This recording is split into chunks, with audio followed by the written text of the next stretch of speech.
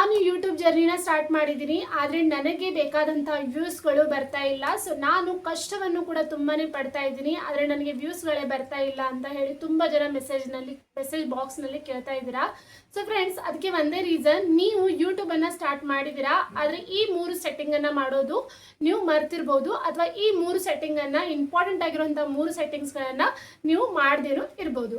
ಹಾಗಿದ್ರೆ ಈ ಒಂದು ವಿಡಿಯೋದಲ್ಲಿ ನಾನು ನಿಮಗೆ ವ್ಯೂಸ್ಗಳು ಯಾಕೆ ಡೌನ್ ಆಗುತ್ತೆ, ಸೆಟ್ಟಿಂಗ್ಸ್ಗಳು ಎಷ್ಟು ಇಂಪಾರ್ಟೆಂಟ್ಗಳಾಗಿವೆ, ಹಾಗೆಯೇ YT ಸ್ಟುಡಿಯೋದಲ್ಲಿ ಬರುವುದನ್ನು ಪ್ರತಿಯೊಬ್ಬರು ಇರಲೇಬೇಕು. ಹಾಗಿದ್ರೆ ಬನ್ನಿ, ಇದೇ ಒಂದು ವಿಡಿಯೋದಲ್ಲಿ ಆ 3 ಸೆಟ್ಟಿಂಗ್ಸ್ಗಳು ಯಾವುವು ಅನ್ನೋದನ್ನು ನಾನು ಡೀಟೇಲ್ ಆಗಿ ಎಕ್ಸ್ಪ್ಲೇನ್ ಮಾಡ್ತೀನಿ. ಹಾಗಾಗಿ ವಿಡಿಯೋನ ಕೊನೆವರೆಗೂ ನೋಡಿ. ಮತ್ತು ವಿಡಿಯೋದಲ್ಲಿ ನಿಮಗೆ ಏನೇ ಡೌಟ್ ಇದ್ರೂ ಕೂಡ ನೀವು ನಿಮಗೆ ಪ್ರಶ್ನೆಯನ್ನು ಕೇಳಬಹುದು ಫ್ರೆಂಡ್ಸ್. ಹಾಗೆಯೇ ವಿಡಿಯೋ ನಿಮಗೆ ಸ್ವಲ್ಪ ಆದರೂ ಇಷ್ಟವಾದರೆ ಪ್ಲೀಸ್ ಲೈಕ್, ಶೇರ್ ಮತ್ತು ಕಮೆಂಟ್ ಮಾಡೋದನ್ನು ಮರಿಬೇಡಿ. ಹಾಗಿದ್ರೆ ಬನ್ನಿ ವಿಡಿಯೋನ ಸ್ಟಾರ್ಟ್ ಮಾಡೋಣ.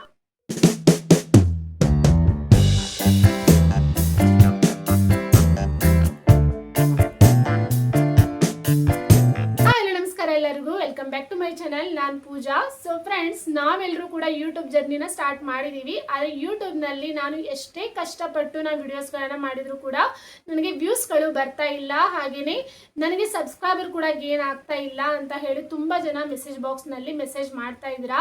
ಹಾಗಿದ್ರೆ ಅದಕ್ಕೆ ಒಂದೇ ಸೊಲ್ಯೂಷನ್ ಏನಪ್ಪ ಅಂತ ಅಂದರೆ, ಈ 3 ಸೆಟ್ಟಿಂಗ್ಸ್ಗಳು ತುಂಬಾ ಇಂಪಾರ್ಟೆಂಟ್ ಆಗಿವೆ. ಯಾವಾಗ ನೀವು ಯೂಟ್ಯೂಬ್ ಜರ್ನಿನ ಸ್ಟಾರ್ಟ್ ಮಾಡ್ಕೊಂಡಿರ್ತೀರಾ, ಸೊ ಈ 3 ಸೆಟ್ಟಿಂಗ್ಸ್ಗಳನ್ನು ನೀವು ಮಾಡ್ಕೊಂಡಿರಲೇಬೇಕು. ಸೊ ಆವಾಗಲೇ ನಿಮ್ಮ ಒಂದು ಚಾನೆಲ್ ಅನ್ನೋದು ಅಲ್ಲಿ ಮಾನಿಟೈಸೇಷನ್ಗೆ ಅಪ್ಲೈ ಆಗುತ್ತೆ, ಹಾಗೆಯೇ ನಿಮಗೆ ವ್ಯೂಸ್ಗಳು ಕೂಡ ಬರುತ್ತೆ, ಮತ್ತು ಯೂಟ್ಯೂಬ್ ಸರ್ಚ್ನಲ್ಲಿಯೂ ಕೂಡ ನಿಮ್ಮ ವಿಡಿಯೋಸ್ಗಳು ರನ್ ಆಗುತ್ತೆ ಫ್ರೆಂಡ್ಸ್.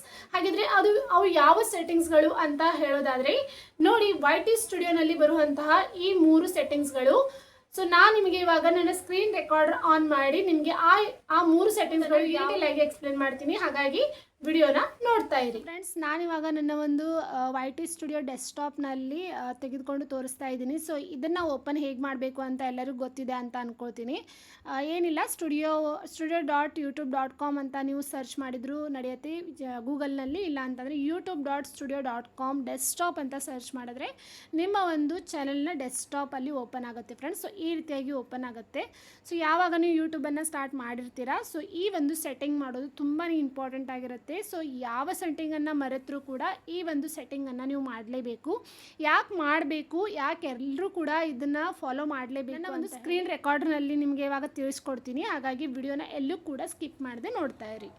ನೋಡಿ ಫ್ರೆಂಡ್ಸ್, ಇವಾಗ ನನ್ನ ಒಂದು YT ಸ್ಟುಡಿಯೋ ಡೆಸ್ಕ್ಟಾಪನ್ನು ಓಪನ್ ಮಾಡಿದ್ದೀನಿ. ಸೊ ಇಲ್ಲಿ ನೀವು ನೋಡ್ತಾ ಇರ್ಬೋದು, ಚಾನಲ್ ಕೊಟ್ಟಿದ್ದಾರೆ, ಹಾಗೆಯೇ ಇಲ್ಲಿ ಅನಾಲಿಟಿಕ್ಸನ್ನು ಚೆಕ್ ಮಾಡ್ಬೋದು. ಹಾಗೆಯೇ ನಿಮಗೆ ಏನಾದರೂ ಮ್ಯೂಸಿಕ್ ಬೇಕಾಗಿದ್ದರೆ ಇಲ್ಲಿಂದಲೇ ನೀವು ಮ್ಯೂಸಿಕ್ಕನ್ನು ಡೌನ್ಲೋಡ್ ಮಾಡಬೇಕಾಗತ್ತೆ. ಸೊ ನಿಮಗೆ ನಾನ್ ಕಾಪಿರೈಟೆಡ್ ಮ್ಯೂಸಿಕ್ ತೊಗೊಳೋದ್ರಲ್ಲಿ ಏನಾದರೂ ಪ್ರಾಬ್ಲಮ್ ಆಗ್ತಾ ಇದೆ, ಅಥವಾ ಹೇಗೆ ನಾನು ನಾನ್ ಕಾಪಿರೈಟೆಡ್ ಮ್ಯೂಸಿಕ್ಕನ್ನು ತೆಗೆದುಕೊಳ್ಬೇಕು ನನ್ನ ವಿಡಿಯೋಸ್ಗಳಿಗೆ ಅಥವಾ ಬ್ಯಾಕ್ಗ್ರೌಂಡ್ಗೆ ಅಂತ ಹೇಳಿ ನಿಮಗೆ ಏನಾದರೂ ಪ್ರಾಬ್ಲಮ್ ಇದ್ದರೆ ನೀವು ನನಗೆ ಮೆಸೇಜ್ ಬಾಕ್ಸ್ನಲ್ಲಿ ಮೆಸೇಜ್ ಮಾಡೋಂಥ ವಿಡಿಯೋ ಮಾಹಿತಿಯನ್ನು ಮುಗಿಸ್ಕೊಡ್ತೀನಿ. ಇಲ್ಲಿ ನೋಡಿ ಸೆಟ್ಟಿಂಗ್ ಅಂತ ಇದೆ, ಇಲ್ಲಿ ಕೆಳಗಡೆ ಕಾಣ್ತಾ ಇರ್ಬೋದು. ಈ ಸೆಟ್ಟಿಂಗ್ನಲ್ಲಿ ಹೋಗಿ ಸೊ ಫಸ್ಟ್ ಸೆಟ್ಟಿಂಗ್ ನೋಡ್ಕೊಳ್ಳಿ. ಸೊ ಜನರಲ್ನಲ್ಲಿ US ಡಾಲರ್ ಅಂತ ಇದೆ. ಸೊ US ಡಾಲರ್ನಲ್ಲೇ ಇರಲಿ ಅದು. ಯಾಕಂತ ಅಂದರೆ ನಾವು ಆಫ್ಟರ್ ಮಾನಿಟೈಸೇಷನ್, ನಮ್ಮ ಚಾನೆಲ್ ಮಾನಿಟೈಸೇಷನ್ ಆದಮೇಲೆ ನಮಗೆ ಯಾವಾಗ ಪೇಮೆಂಟ್ ಬರಲಿಕ್ಕೆ ಸ್ಟಾರ್ಟ್ ಆಗುತ್ತೆ ಆವಾಗ ಡಾಲರ್ನಲ್ಲಿನೇ ನಿಮಗೆ ಅದು ಕನ್ವರ್ಟ್ ಆಗಿ ತೋರಿಸ್ತಾ ಇರ್ತದೆ. ನೀವು INRನಲ್ಲಿಯೂ ಕೂಡ ತೊಗೊಳ್ಬೋದು, ಆದರೆ ತುಂಬ ಜನ ಕ್ರಿಯೇಟರ್ಸ್ ಇದ್ದವರು ಡಾಲರ್ನಲ್ಲಿನೇ ಇರುತ್ತೆ.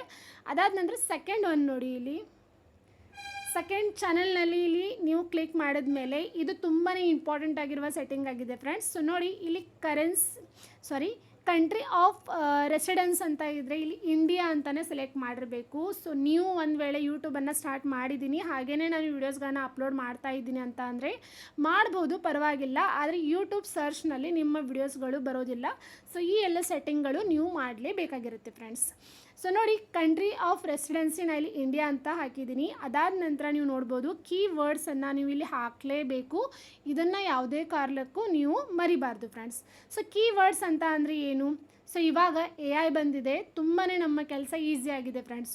ಸೊ ನೀವು ಒಂದು ಕೆಲಸ ಮಾಡಬೇಕು, ನಿಮ್ಮ ಒಂದು ಚಾನಲ್ ನೇಮ್ ಹಾಗೆಯೇ ನೀವು ಯಾವ ಒಂದು ನಿಶ್ ಮೇಲೆ ವಿಡಿಯೋಸ್ಗಳನ್ನು ಮಾಡ್ತಾ ಇದ್ದೀರಾ. For example cooking related videos ಮಾಡ್ತಾ ಇದ್ದೀರಾ, ಅಥವಾ ಡೈಲಿ ಲಾಗ್ ಮಾಡ್ತಾ ಇದ್ದೀರಾ, ಅಥವಾ ಟೆಕ್ ರಿಲೇಟೆಡ್ ಮಾಡ್ತಾ ಇದ್ದೀರಾ, ಅಥವಾ ಯಾವುದೇ ಒಂದು ಪ್ರಾಡಕ್ಟ್ನ ಮಾಹಿತಿಯನ್ನು ನೀಡ್ತಾ ಇದ್ದೀರಾ. ಸೊ ಈ ರೀತಿಯಾಗಿ ನಿಶನ್ನು ನೀವು ಸೆಲೆಕ್ಟ್ ಮಾಡಿದ್ಮೇಲೆ ಆ ನಿಶನ್ನು ನೀವು ChatGPTನಲ್ಲಿ ಹಾಕಿ ಅಲ್ಲಿ ನೀವು ಕೀವರ್ಡ್ಸ್ಗಳನ್ನು ಕೇಳಿದ್ರೆ ನಿಮಗೆ ಅದು ಸಾವಿರಾರು ಕೀವರ್ಡ್ಸ್ ಕೀವರ್ಡ್ಸ್ಗಳನ್ನ ಕೊಡುತ್ತೆ. ಬಟ್ ನೀವು ಮಿನಿಮಮ್ ಆಗಿ ಒಂದು 100 ಕೀವರ್ಡ್ಸನ್ನು ಅಲ್ಲಿಂದ ಕಾಪಿ ಪೇಸ್ಟ್ ಮಾಡ್ಕೊಳ್ಳಿ. ಅದಾದ ನಂತರ ನಿಮಗೆ ಬೇಕಾಗಿರುವಂಥ ಕೀವರ್ಡ್ಸ್ಗಳನ್ನು ನಾನ್ ರಿಪೀಟೆಡ್ ಆಗಿರಬೇಕು. ರಿಪೀಟೆಡ್ ಆಗಿರುವಂಥ ಕೀವರ್ಡ್ಸ್ ಇರಬಾರ್ದು ಫ್ರೆಂಡ್ಸ್ ಯೂಟ್ಯೂಬ್ನಲ್ಲಿ. ಸೊ ನಿಮಗೆ ಬೇಕಾದಂಥ ಕೀವರ್ಡ್ಸ್ಗಳನ್ನು ನೀವು ಅಲ್ಲಿ ಸರ್ಚ್ ಮಾಡಿ ನೀವು ಇಲ್ಲಿ ಪೇಸ್ಟ್ ಮಾಡಿದ್ರೆ ಆರಾಮವಾಗಿ ನಿಮ್ಮಲ್ಲಿ ಕೀವರ್ಡ್ಸ್ಗಳು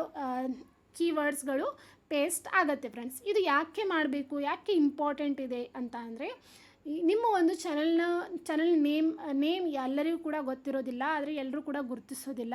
ಸೊ ಅವ್ರಿಗೆ ಏನಾದರೂ ಒಂದು ಪ್ರಾಬ್ಲಮ್ ಇರುತ್ತೆ, ಯೂಟ್ಯೂಬ್ ರಿಲೇಟೆಡ್ ಆಗಿ ಏನಾದರೂ ಒಂದು ಸರ್ಚ್ ಮಾಡ್ತಾ ಇದ್ದಾರೆ, how to create YouTube thumbnail ಅಂತ ಸರ್ಚ್ ಮಾಡ್ತಾ ಇರ್ತಾರೆ ಫಾರ್ ಎಕ್ಸಾಂಪಲ್. ಆವಾಗ ಅವ್ರಿಗೆ ಇಲ್ಲಿ ಹೆಲ್ಪ್ ಆಗುತ್ತೆ. ನೀವು ಆ ಒಂದು ಕೀವರ್ಡ್ ಇಲ್ಲಿ ಹಾಕಿದ್ದೇ ಆಗಿದ್ದರೆ ಯೂಟ್ಯೂಬ್ನಲ್ಲಿ ಬೇರೆಯವರು ಸರ್ಚ್ ಮಾಡುವಾಗ ನಿಮ್ಮ ಒಂದು ವಿಡಿಯೋ ಅಲ್ಲಿ ಮೇಲೆ ಬರುವಂಥ ಚಾನ್ಸಸ್ ಇರುತ್ತೆ ಫ್ರೆಂಡ್ಸ್. ಹಾಗಾಗಿನೇ ಎಲ್ಲರೂ ಕೂಡ ಕ್ರಿಯೇಟರ್ಸ್ ಈ ಒಂದು ಕೀವರ್ಡ್ಸ್ಗಳನ್ನು ಮರಿದೇನೆ ಹಾಕಿರ್ತಾರೆ. ಸೊ ನಾನು ಕೂಡ ಇಲ್ಲಿ ಹಾಕಿದ್ದೀನಿ. ಸೊ ನೀವು ನೋಡ್ತಾ ಇರ್ಬೋದು, ಯೂಟ್ಯೂಬ್ ಟಿಪ್ಸ್ ಕನ್ನಡ ಶಾರ್ಟ್ಸ್ ಅಂತ ಹಾಕಿದ್ದೀನಿ, ಅಫಿಲಿಯೇಟ್ ಮಾರ್ಕೆಟಿಂಗ್ ಕನ್ನಡ ಅಂತ ಹಾಕಿದ್ದೀನಿ, ಯೂಟ್ಯೂಬ್ ರಿಲೇಟೆಡ್ ಟೆಕ್ ವಿಡಿಯೋಸ್ ಅಂತ ಹಾಕಿದ್ದೀನಿ, ಯೂಟ್ಯೂಬ್ ಥಂಬ್ನೇಲ್ ರಿಲೇಟೆಡ್ ವಿಡಿಯೋಸ್ ಅಂತ ಹಾಕಿದ್ದೀನಿ, ಅದಾದ ನಂತರ ಟೆಕ್ ಇನ್ಫಾರ್ಮೇಷನ್ ವಿಡಿಯೋಸ್. ಸೊ ಈ ರೀತಿಯಾಗಿ ನನ್ನ ಒಂದು ಚಾನಲ್ಗೆ ಯಾವ ಒಂದು ಕೀವರ್ಡ್ಸ್ಗಳು ಬೇಕು, ಸೊ ಆ ಒಂದು ಕೀವರ್ಡ್ಸ್ಗಳನ್ನು ನಾನಿಲ್ಲಿ ಮೆನ್ಷನ್ ಮಾಡಿದ್ದೀನಿ. ಇನ್ನು ಸೆಕೆಂಡ್ ಪಾಯಿಂಟ್ ತುಂಬಾ ಇಂಪಾರ್ಟೆಂಟ್ ಆಗಿದೆ. ಸೊ ಇಷ್ಟಾದ ಮೇಲೆ ನೀವು ಇಲ್ಲಿ ಸೇವನ್ನು ಕೊಡಬೇಕು. ಇಲ್ಲಿ ನೋಡಿ ಅಡ್ವಾನ್ಸ್ ಸೆಟ್ಟಿಂಗ್ ಅಂತ ಇದೆ. ಸೊ ಯಾವಾಗ ಯೂಟ್ಯೂಬನ್ನು ಸ್ಟಾರ್ಟ್ ಮಾಡ್ತಾ ಇದ್ದೀರಾ, ಸೊ ಆವಾಗ ಇರುವಂಥ ಸೆಟ್ಟಿಂಗ್ಸ್ಗಳನ್ನು ನಾನು ಹೇಳ್ತಾ ಇದ್ದೀನಿ ನಿಮಗೆ. ಸೊ ಗಮನವಿಟ್ಟು ನೋಡ್ತಾ ಇರಿ. ಅಡ್ವಾನ್ಸ್ ಸೆಟ್ಟಿಂಗ್ ಅಂತ ಇದೆ. ಸೊ ಇಲ್ಲಿ ನೋಡ್ಬೋದು ನೀವು ಆಡಿಯನ್ಸ್. ಸೊ ಆಡಿಯನ್ಸನ್ನು ಸೆಲೆಕ್ಟ್ ಮಾಡಲೇಬೇಕು. ಯಾಕಂತ ಅಂದರೆ ನಿಮ್ಮ ಒಂದು ಚಾನಲ್ ಮಕ್ಕಳಿಗೋಸ್ಕರ ಇದೆಯಾ, ಅಥವಾ ಮಕ್ಕಳು ವಿಡಿಯೋಸ್ಗಳನ್ನು ನೋಡಬೇಕಾ ಕೇವಲ, ಅಥವಾ ದೊಡ್ಡವರು ಕೂಡ ನೋಡಬೇಕಾ ಅಂತ ಕೇಳ್ತಾ ಇದೆ. ಸೊ ಹಾಗಾಗಿ ನೀವು ಒಂದು ವೇಳೆ ಡೈಲಿ ಲಾಗ್ ಇರ್ಬೋದು ಅಥವಾ ಟೆಕ್ ರಿಲೇಟೆಡ್ ಆಗಿರ್ಬೋದು, ಸೊ ಈ ಎಲ್ಲ ಒಂದು ಡಿಪಾರ್ಟ್ಮೆಂಟ್ ವಿಡಿಯೋಸ್ಗಳು ಯಾವುದರಲ್ಲಿ ಬರುತ್ತೆ, no set this channel as not for kids ಅಂತಲೇ ಬರುತ್ತೆ. ಅಂದರೆ ಕಿಡ್ಸ್ಗಳಿಗೆ ಈ ಚಾನಲ್ ಇರೋದಿಲ್ಲ. ಸೊ ಈ ರೀತಿಯಾಗಿ ನೀವು ಸೆಲೆಕ್ಟ್ ಮಾಡಬೇಕಾಗತ್ತೆ. ಒಂದು ವೇಳೆ ನೀವು ABCD ಆಗಿರ್ಬೋದು ಅಥವಾ ಮಕ್ಕಳಿಗೆ ಸಂಬಂಧಪಟ್ಟಂಥ ರ್ಯಾಮ್ಸ್ಗಳ ವಿಡಿಯೋಸ್ಗಳನ್ನು ಮಾಡ್ತಾಯಿದ್ರೆ ನೀವು ಮಕ್ಕಳಿಗೆ ಅಂತ ಹೇಳಿ ಎಸ್ ಅಂತ ಅಲ್ಲಿ ಕೊಟ್ಟಿರಬೇಕು. ಸೊ ಇದನ್ನು ನೀವು ಒಂದು ಸಾರಿ ಸೆಟ್ ಮಾಡಿದರೆ ಸಾಕು, ಅದು ಪದೇ ಪದೇ ಸೆಟ್ ಮಾಡೋ ಅವಶ್ಯಕತೆ ಇಲ್ಲ. ಡೈರೆಕ್ಟ್ ನೀವು ಯಾವಾಗ ವಿಡಿಯೋಸ್ಗಳನ್ನು ಅಪ್ಲೋಡ್ ಮಾಡ್ತಾ ಇರ್ತೀರಾ ಆವಾಗ ಡೈರೆಕ್ಟಲ್ಲಿ ನೋ ಅಂತಲೇ ಇರುತ್ತೆ. ಸೊ ಅದು ಹೇಗೆ ನೀವು ಸೆಟ್ ಮಾಡಬೇಕು ಅಂತ ನಾನು ಮುಂದಿನ ವಿಡಿಯೋಸ್ಗಳಲ್ಲಿ ಹೇಳ್ತೀನಿ ಫ್ರೆಂಡ್ಸ್.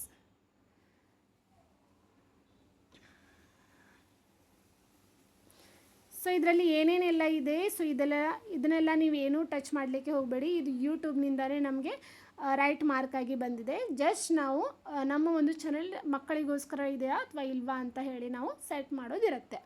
ಇನ್ನು ನೋಡಿ, ಇಲ್ಲಿ ಮೂರನೇ ಫೀಚರ್ ಎಲಿಜಿಬಿಲಿಟಿ ಅಂತ ಏನಿದೆ, ಇದು ತುಂಬಾ ಇಂಪಾರ್ಟೆಂಟ್ ಆಗಿದೆ. ಯಾಕೆ ಇಂಪಾರ್ಟೆಂಟ್ ಆಗಿದೆ ಅಂತ ಅಂದರೆ, ನೀವು ಥಂಬ್ನೇಲ್ಗಳನ್ನು ಹಾಕೋದಾಗಿರಲಿ ಅಥವಾ ನೀವು ಎಂಡ್ ಸ್ಕ್ರೀನ್ಗಳನ್ನು ಹಾಕೋದಾಗಿರಲಿ, ಸೊ ಆವಾಗ ನಿಮಗೆ ಈ ಒಂದು ಫೀಚರ್ ಎಲಿಜಿಬಿಲಿಟಿ ತುಂಬಾ ಇಂಪಾರ್ಟೆಂಟ್ ಆಗಿದೆ.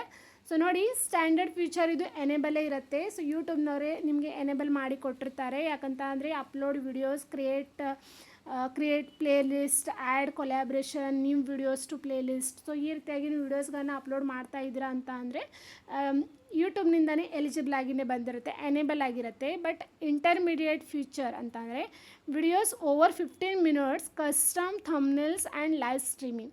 ಯಾವಾಗ ನೀವು ಲೈವ್ಗೆ ಹೋಗಬೇಕು, ಹಾಗೆ ನೀವು ಥಂಬ್ನೇಲ್ಗಳನ್ನು ಕ್ರಿಯೇಟ್ ಮಾಡಬೇಕು ಅಂತ ಥಂಬ್ನೇಲ್ಗಳನ್ನು ಅಪ್ಲೋಡ್ ಮಾಡಬೇಕು ಅಂತ ಅಂದರೆ ನಿಮ್ಮ ಒಂದು ಸೆಕೆಂಡ್ ಫೀಚರ್ ಇಲ್ಲಿ ಎನೇಬಲ್ ಆಗಿರೋದು ತುಂಬಾ ಇಂಪಾರ್ಟೆಂಟ್ ಆಗಿರುತ್ತೆ.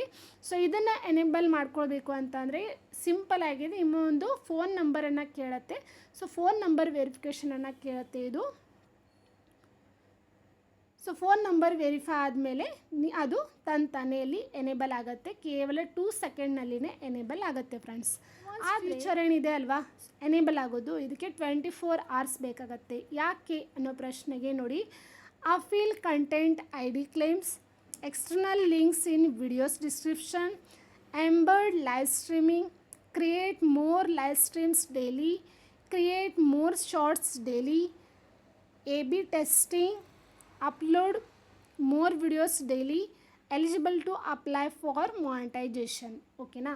ಸೊ ಯಾವಾಗ ನೀವು ಅಪ್ಲೈ ಮಾಡಬೇಕು ಮಾನಿಟೈಸೇಷನ್ಗೆ, ಹಾಗೆಯೇ ವಿಡಿಯೋಸ್ಗಳನ್ನು ನಾನು ಅಪ್ಲೋಡ್ ಮಾಡಬೇಕು ಮತ್ತು ಥಂಬ್ನೇಲ್ಗಳನ್ನು ನಾನು ಕ್ರಿಯೇಟ್ ಮಾಡಿ ಅಪ್ಲೋಡ್ ಮಾಡಬೇಕು ಅಂತ ಅಂದರೆ ಈ ಒಂದು ಥರ್ಡ್ ಸೆಟ್ಟಿಂಗ್ ಏನಿದೆ ಫ್ಯೂಚರ್ ಎಲಿಜಿಬಿಲಿಟಿ, ಅದರಲ್ಲಿ ಇದು ಥರ್ಡ್ ಅಡ್ವಾನ್ಸ್ ಫೀಚರ್ ಇದ್ದದ್ದು ನೀವು ಎನೇಬಲ್ ಮಾಡ್ಕೊಳ್ಳೇಬೇಕಾಗಿರುತ್ತೆ. ಸೊ ಇದನ್ನು ಮಾಡ್ಕೊಳ್ಬೇಕು ಅಂತ ಅಂದರೆ ನಿಮ್ಮ ಒಂದು ಸೆಲ್ಫಿ ವೆರಿಫಿಕೇಷನ್ ಕೇಳುತ್ತೆ, ಇಲ್ಲ ಅಂತಂದರೆ ವ್ಯಾಲಿಡ್ ಐ ಡಿ ಕೇಳುತ್ತೆ, ಇಲ್ಲ ಅಂತಂದರೆ ಚಾನಲ್ ಹಿಸ್ಟ್ರಿ ಅಂತ ಕೇಳುತ್ತೆ.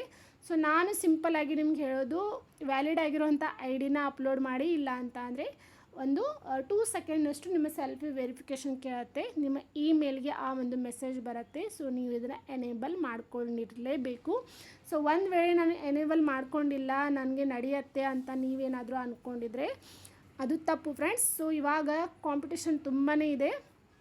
ಸೊ ಎಲ್ಲರೂ ಕೂಡ ಈ ಒಂದು ಸೆಟ್ಟಿಂಗ್ಸನ್ನು ಆನ್ ಮಾಡ್ಕೊಂಡಿರಲೇಬೇಕು. ಸೊ YT ಸ್ಟುಡಿಯೋನಲ್ಲಿರುವಂಥ ಈ 3 ಸೆಟ್ಟಿಂಗ್ಸ್ಗಳನ್ನು ನೀವು ಮಾಡ್ಕೊಂಡಿದ್ದೀರಾ ಅಥವಾ ಇಲ್ವಾ ಅಂತ ನನಗೆ ಮೆಸೇಜ್ ಬಾಕ್ಸ್ನಲ್ಲಿ ತಿಳಿಸಿ ಫ್ರೆಂಡ್ಸ್. ಮತ್ತು ನಿಮಗೆ ಇದರಲ್ಲಿ ಏನೇ ಡೌಟ್ ಇದ್ದರೂ ಕೂಡ ನೀವು ನನಗೆ ಮೆಸೇಜ್ ಬಾಕ್ಸ್ನಲ್ಲಿ ತಿಳಿಸಿ, ನಾನು ಖಂಡಿತವಾಗ್ಲೂ ಉತ್ತರಿಸ್ತೀನಿ.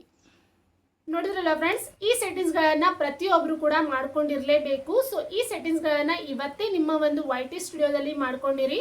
ಮತ್ತು YT ಸ್ಟುಡಿಯೋ ನನ್ನ ಒಂದು ಡೆಸ್ಕ್ಟಾಪ್ ಮೋಡ್ನಲ್ಲಿ ಓಪನ್ ಆಗ್ತಾ ಇಲ್ಲ ಅಂತ ಹೇಳಿ ತುಂಬ ಜನ ಮೆಸೇಜ್ನ ಮಾಡ್ತಾ ಇದ್ದೀರಾ. ಸೊ ಮುಂದಿನ ವಿಡಿಯೋ ಅದರ ರಿಲೇಟೆಡ್ ಆಗಿ ಇರುತ್ತೆ.